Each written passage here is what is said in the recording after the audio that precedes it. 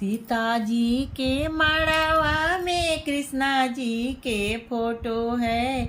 बाचत बाचत भसुर माड़ावा में अइले।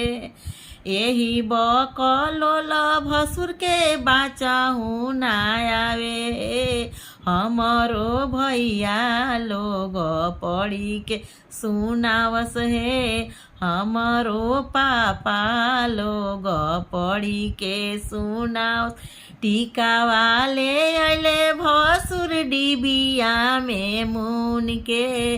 खोल के देखावा ना तो गारी देवो चुन के।